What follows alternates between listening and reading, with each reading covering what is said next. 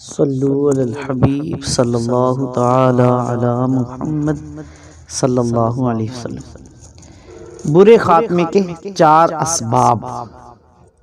شرح الصدور میں ہے کہ بعد علماء کرام فرماتے ہیں کہ برے خاتمے کے 4 اسباب ہیں۔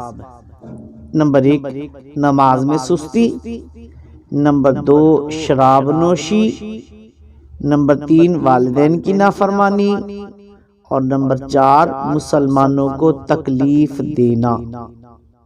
امیر اہل سنت حضرت علامہ مولانا ابو بلال محمد الیاس عطار قادری رضوی دامت برکاتہم العالیہ فرماتے ہیں، بری صحبت ایمان کے لیے بہت خطرناک ہے، مگر افسوس ہم برے دوستوں سے باز نہیں آتے، گپ شپ کی بیٹھکوں سے خود کو نہیں بچاتے، مذاق مسخریوں اور غیر سنجیدہ حرکتوں کی عادتوں سے پیچھا نہیں چھڑاتے۔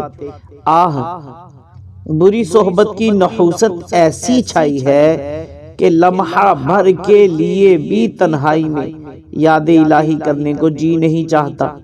ایمان کی حفاظت کی اگرچہ چاہت ہے، تاہم اس کے لیے برے دوست چھوڑنے بلکہ کسی قسم کی قربانی دینے کی ہمت نہیں۔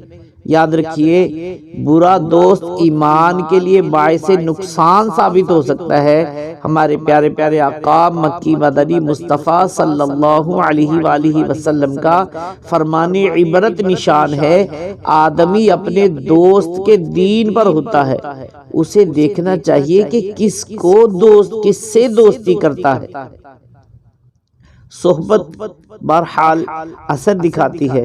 اچھوں کی صحبت دنیا اور آخرت میں خوش بختی کا سبب بنتی ہے، اور بروں کی دوستی دنیا اور آخرت میں بدبختی کا سبب بنتی ہے۔ جیسا کہ سیدنا ابو ذر رضی اللہ تعالی عنہ فرماتے ہیں کہ میں نے عرض کیا، یا رسول اللہ صلی اللہ علیہ وسلم، ایک شخص کسی قوم کے ساتھ محبت کرتا ہے مگر ان جیسے اعمال نہیں کر سکتا۔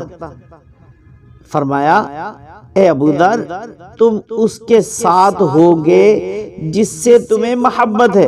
میں نے عرض کی، یا رسول اللہ صلی اللہ علیہ وسلم، میں اللہ پاک اور اس کے رسول صلی اللہ علیہ وسلم سے محبت کرتا ہوں۔ ارشاد فرمایا، اے ابو ذر، تم جس کے ساتھ محبت کرتے ہو اسی کے ساتھ رہو گے۔ حکیم الامت مفتی احمد یار خان رحمۃ اللہ تعالی علیہ اس حدیث پاک کے تحت فرماتے ہیں، یعنی کسی سے دوستانہ کرنے سے پہلے اسے جانچ لو کہ اللہ رسول کا مطیع یعنی فرما بردار ہے یا نہیں۔ تو معلوم ہوا کہ ہمیں اچھوں سے محبت اور انہی کی صحبت اختیار کرنی چاہیے۔ اچھوں کی صحبت دنیا میں بھی فائدہ مند ہے اور آخرت میں بھی سرخروئی کا باعث ہے، جبکہ اس کے برعکس برے لوگوں اور بد مذہبوں کی صحبت صاحب ایمان کے لیے زہر قاتل ہے۔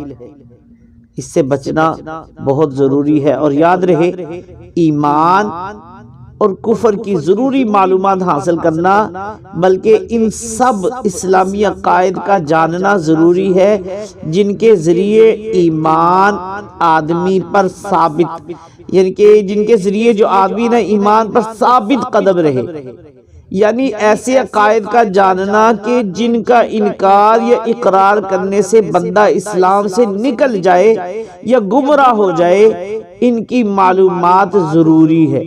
ان کی معلومات کے لیے جو ہے اللہ آپ کا بھلا کرے، کتاب العقائد اگر آپ لے سکتے ہیں، بنیادی عقائد اور معمولات اہل سنت ہے، بہار شریعت کا پہلا حصہ ہے۔ اس کی اگر آپ مطالعہ کرتے ہیں تو انشاءاللہ کافی ساری آپ کو معلومات جو ہے مل جائے گی۔ تو اللہ پاک ہمارا ایمان سلامت رکھے، ایمان پر استقامت عطا فرمائے، ایمان پر ہی ہمارا خاتمہ ہو، آمین بجاہ النبی الامین صلی اللہ علیہ وسلم۔